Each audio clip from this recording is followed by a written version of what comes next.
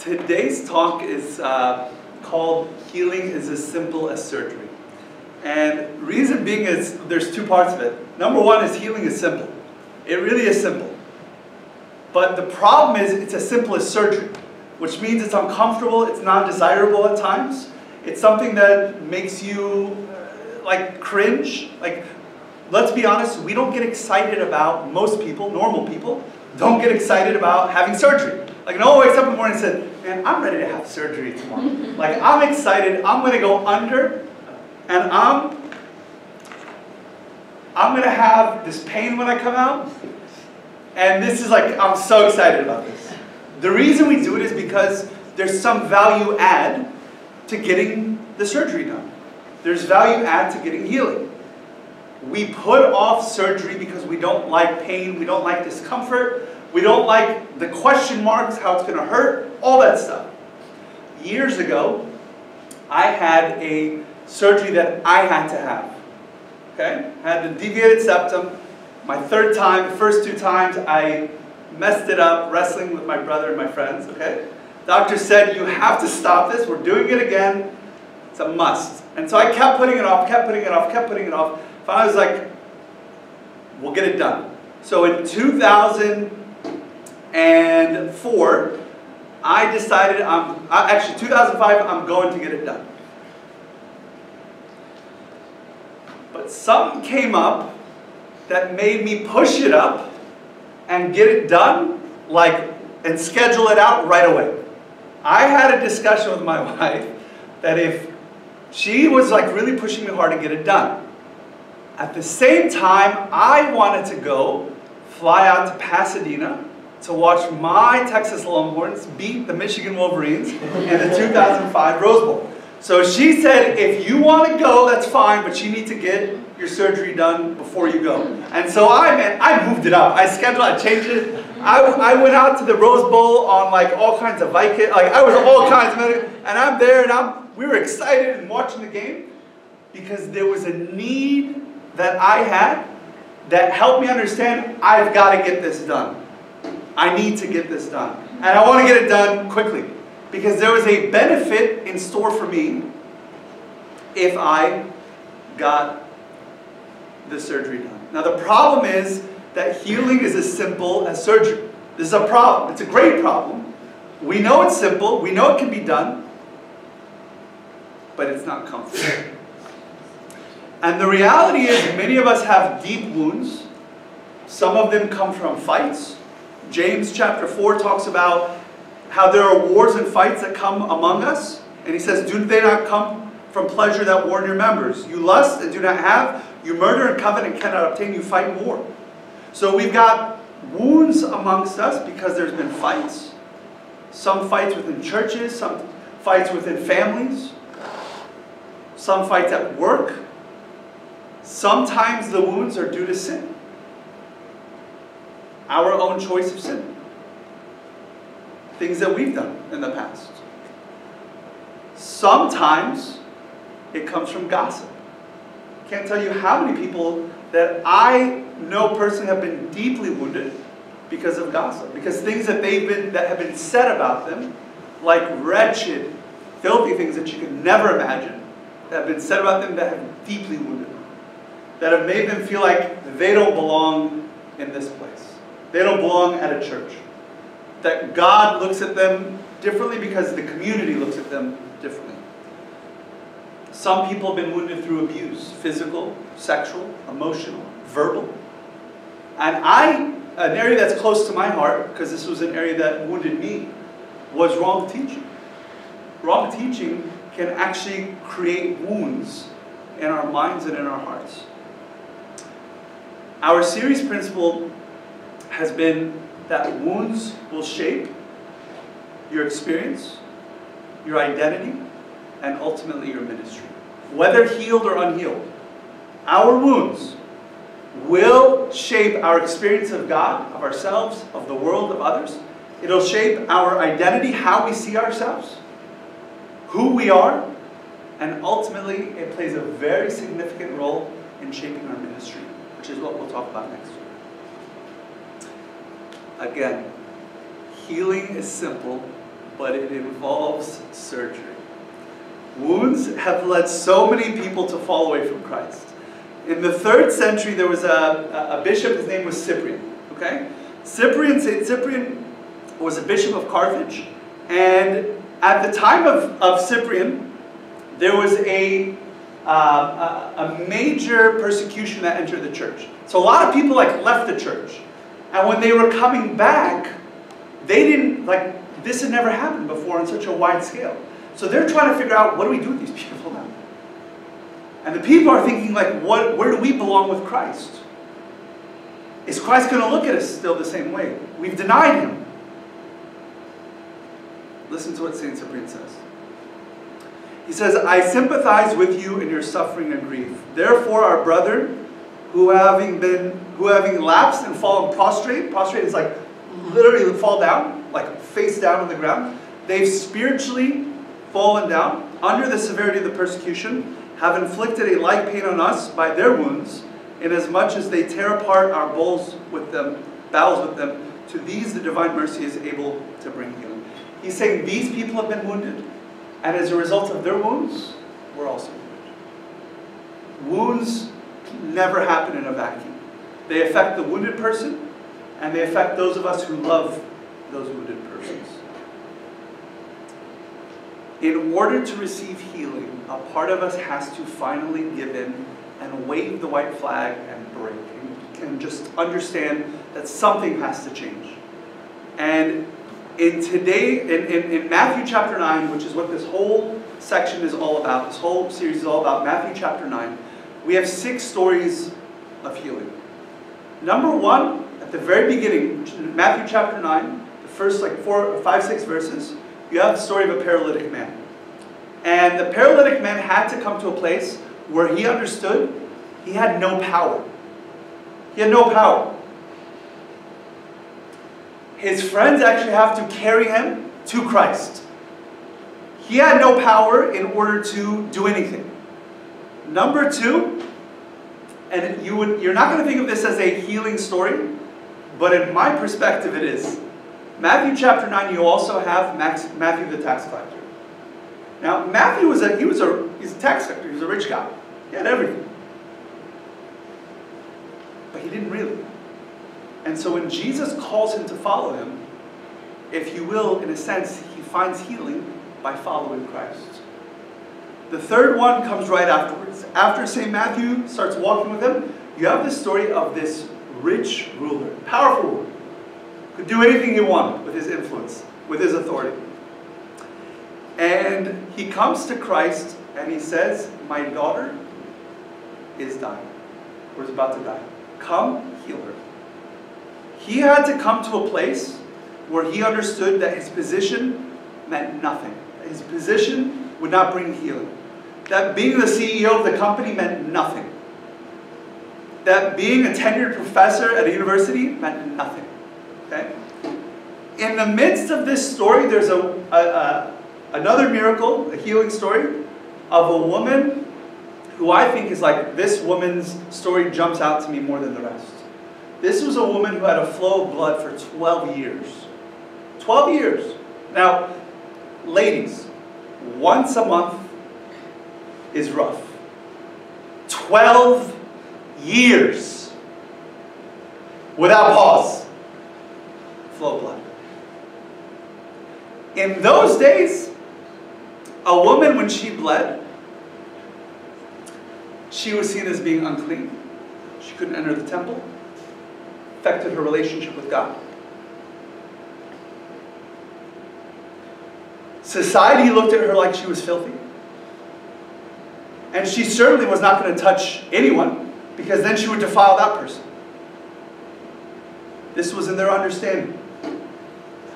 This is a person that comes to a place where they realize, because of nothing that they have done, they're in this uncontrollable cycle, and they're tired of being in that uncontrollable cycle, and they're tired of being an outcast.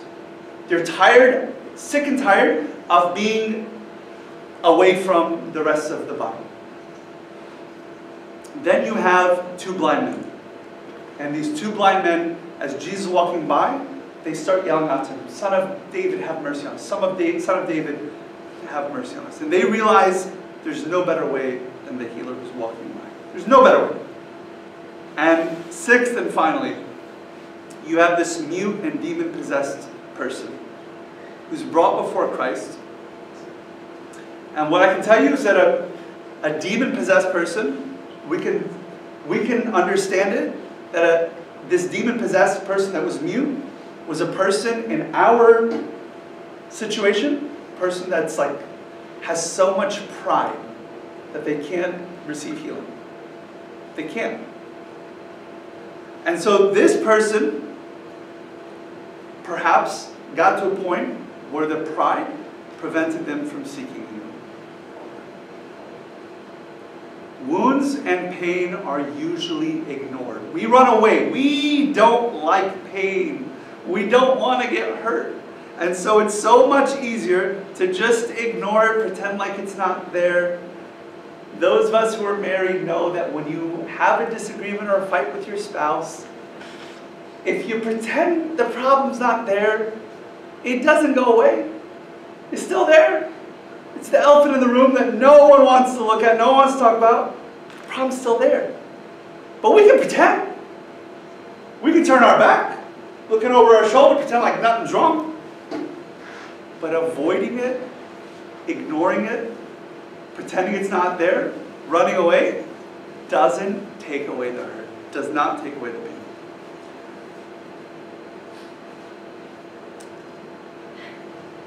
Our message for today is that healing comes by active response to the healer.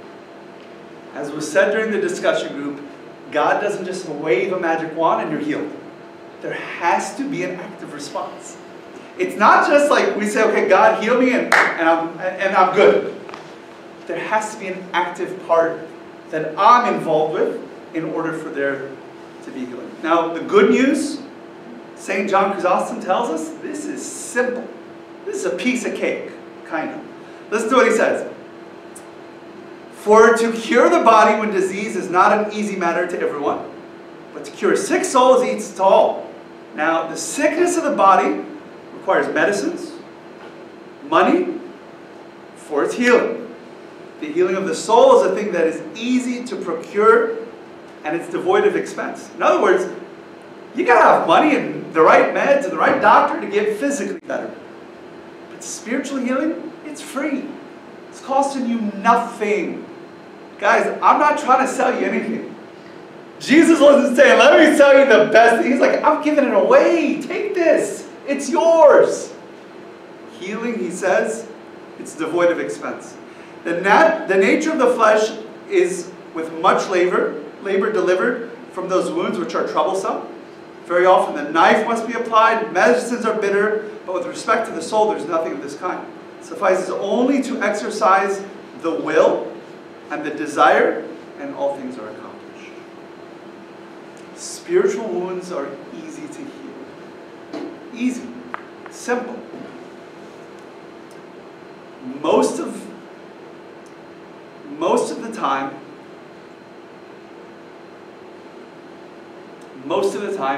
we avoid it because we just don't want to face it. Okay? Or we're just not sure. Maybe it worked for other people. It's not going to work for me. And it's a scary thing. Like, what if it doesn't work for me? Then what am I left with? I want to leave you with 5 very quick points, and then we'll close with some time of discussion. All right? 5 quick points in our own active participation in response to the healer. Number 1 is by grace your wounds are healed. By grace your wounds are healed. Okay? St. Augustine says the following in one of his letters. He says, observe what follows, being justified freely by his grace.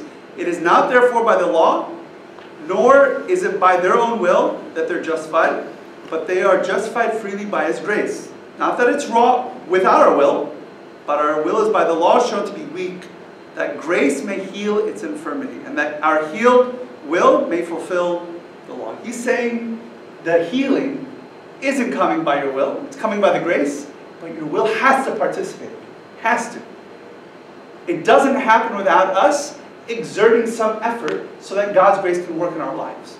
But the healing doesn't happen by you and I. We don't will ourselves to get better.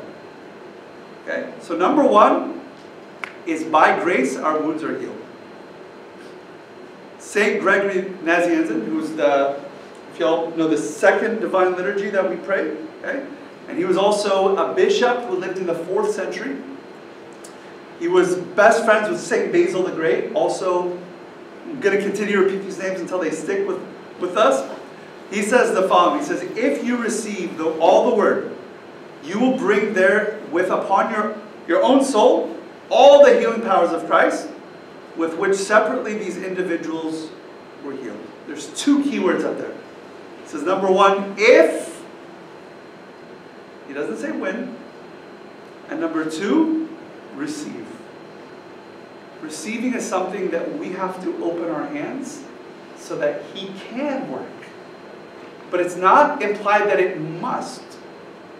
There's an if clause in there. If you receive all the word, you will bring there upon your own soul all the healing powers of Christ. So number one is healing happens by grace. Number 2 is that the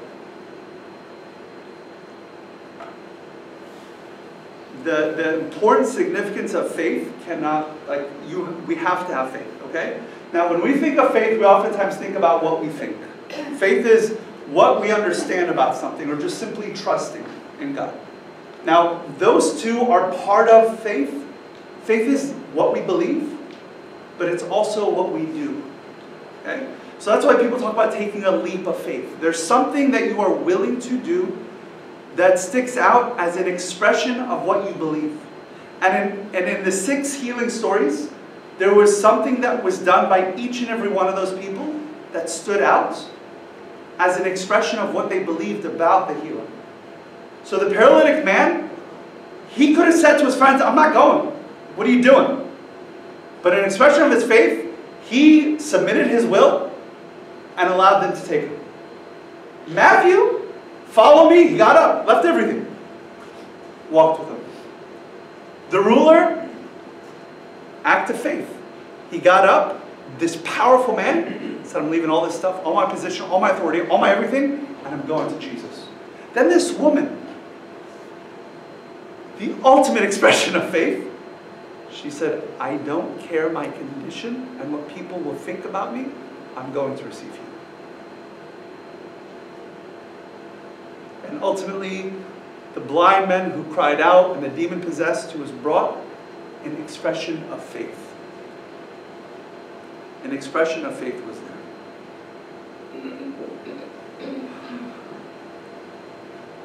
St. Gregory tells us, he says, for since order to healing, there is need of both faith in the patient and power in the healer. When one of the 2 failed, the other was impossible. The healer is present, His grace is present, but there has to be an expression of faith on our part to allow His grace to work in our lives. And then St. Ambrose, who lives in the 3rd century, he says the following. He says, show then your wound to the physician that he may heal it. Though you show it not, he knows it, but he waits to hear your voice. People say, well, God knows anyway. He knows, right?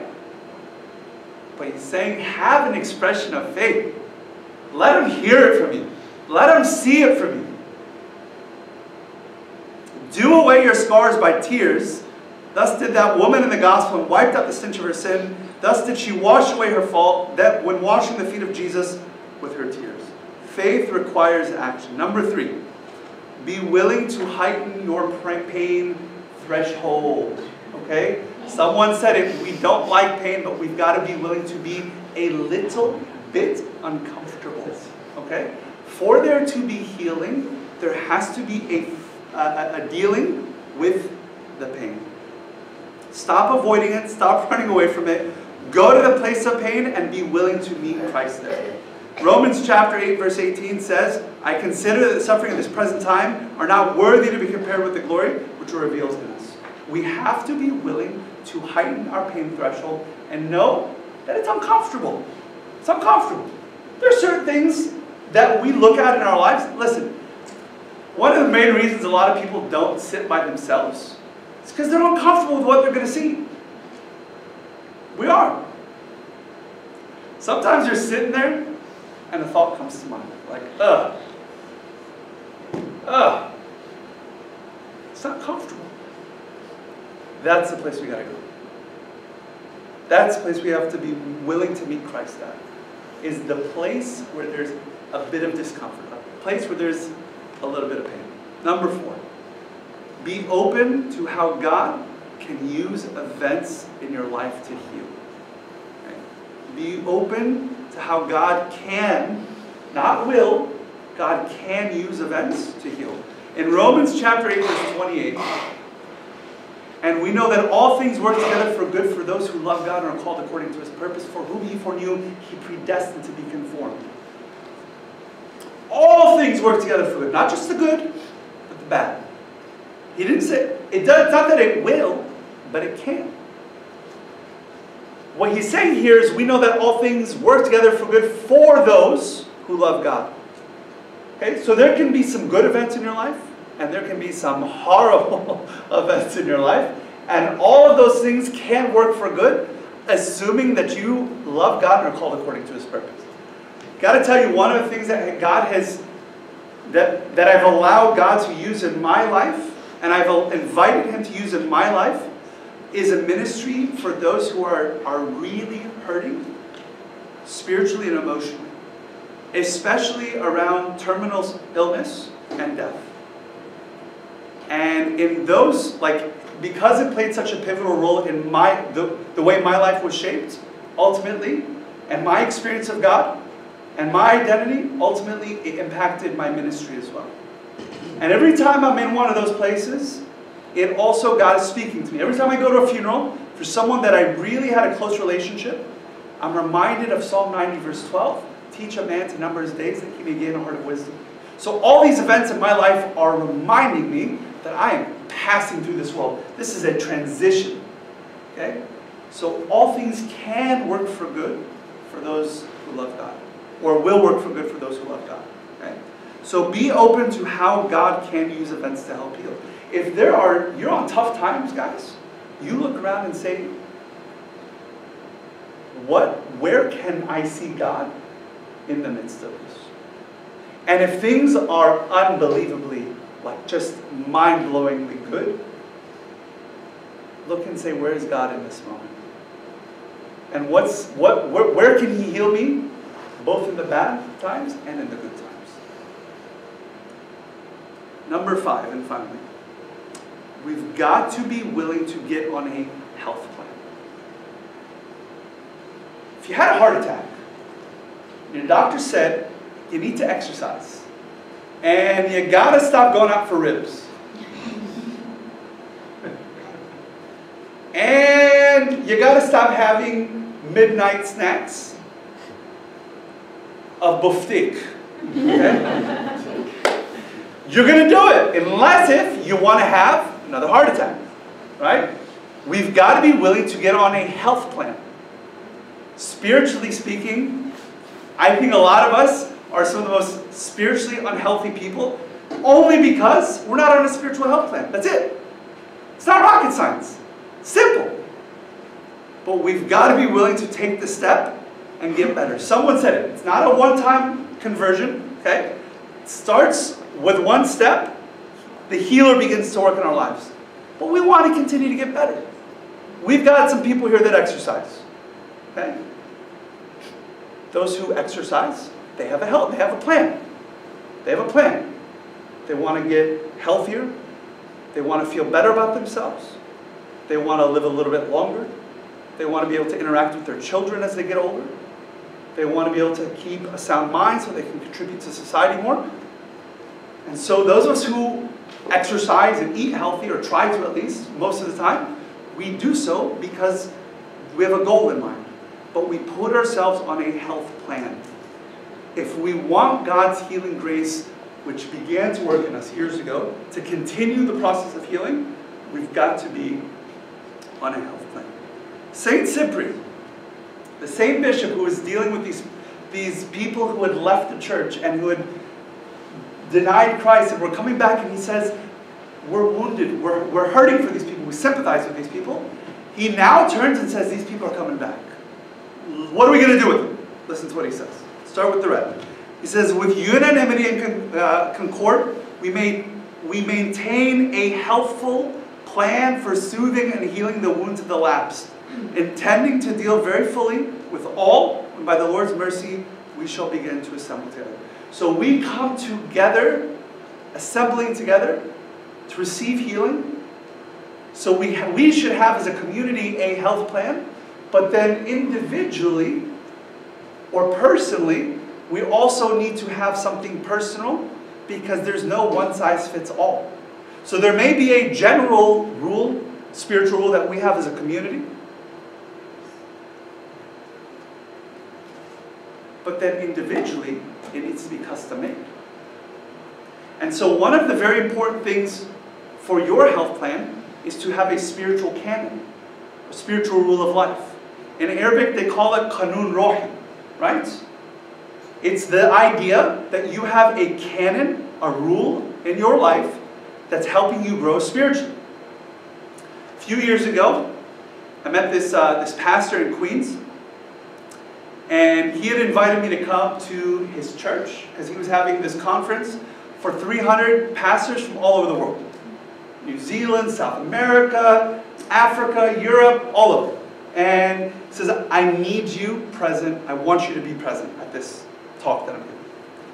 So I ended up showing up, and he, on the second day of the conference, he's speaking about church history. And he pops up this image from the book Becoming Orthodox by Peter Gilchrist. Okay? And in it, he's saying, we Protestants are way up here where all these branches are happening. And if you go all the way back to the 4th century, in the deserts of Egypt, where Father Michael's from, and I'm like, he says there's this man named Saint Anthony the Great, monastic, and he starts explaining to him about monasticism. And he says, recently I went on a journey. He talks to them about, these are 300 evangelical leaders throughout the world. He's telling them, I have traveled all over these monasteries and visited, and what I realized was that every monastery had a spiritual rule. And within each monastery, each monk had a customized version of that. And so he starts introducing to them the idea of having a spiritual canon. And this is something that comes from our tradition. I was so humbled and so encouraged. I think for us to continue the process of healing. And some things, by the way, they may not be the deep, hard wounds that some of us are thinking of. They may just be little ego issues, pride problems. Some of them may be much deeper issues that I've mentioned earlier. But the process of healing is a continual process that happens for the whole of our lives. Okay? And the wounds may still be there, or the scars, rather, may still be there. But we want to continue the process of healing. Now, having a health plan means that, number one, first and foremost, our health plan has to include prayer. There's no way I can get healing from the physician unless I come to the physician to receive healing. And I commune with him, and I deal with him, and I open myself up to his grace working in my lives. One of the things that pastor also did, which was really fascinating, was he introduced to his community an evangelical version of the Agbeya, the Book of Hours. And I looked at him, I'm like, you did what? I'm like, man, I have a difficult time with people from Coptic people. This is their book, and like, nah, we don't like that thing. And now you're taking this, and I was so, just blown away. Recently, we have reintroduced the idea of the hours, the prayers, the psalms with our children, and a family altar time at home. And I have to tell you that the time of prayer, it has been so unbelievable with our kids. So unbelievable. Now, maybe you're not in a condition as a family to do that, but what you can do is you can pray, each one of you. Maybe your schedules don't allow it. Maybe your schedule allows it once a week. But what each of us can do is, on a daily basis, we can stand and we can pray. And we can have a spiritual canon. And if you don't know what that means, please seek out some counsel and some guidance on that. Number two, a lot of times our mind, our understanding is skewed. And so it's important that we read the scriptures. And if we're confused about something as we're reading scriptures, ask or search what the church fathers say about this. Okay? The scriptures can oftentimes help us to understand more about God, more about ourselves, more about the world, and more about how it is that we fit into this world. Number 3, focus yourself on a life of repentance and a life of forgiveness. Focus on a life of repentance. It's very difficult if I'm wounded by someone and I'm repenting to continue holding a grudge against someone when I realize what the scriptures tell me, that if we forgive because of what's been done for us. When we are seeking a life of repentance, it's very difficult to hold grudges inside of us against others, because we realize just how great the grace and forgiveness and mercy of God has been towards us. Number 4, and finally, all of this happens, I think, very importantly, within community. Because as we're having a health plan, what we will see is that some people are a little bit further along than we are. When anyone here that's ever been to the gym, they look over, especially like us guys, if you're into weightlifting, you look at the guys who have a lot more plates. Okay? It's not always the best thing to do, but you look and say, what are they doing? Okay? And you look at kind of what patterns they do, and make sure that they're doing it healthy, and you might ask them, like, how long have you been exercising? And it's the same idea. Okay? The beauty is that being part of community, you look around at other people and you see other people that maybe were not very spiritually healthy. And today you look at them and you're like, wow, blown away, so encouraged. And so it can be so refreshing for us to look around in community and see other people who are growing, and also speak to them and find out from them what's been working for you personally. And that's what we're going to spend next week talking about, is where we take our wounds and put them into value and benefit in our own lives and the lives of those around us. Okay? Any questions?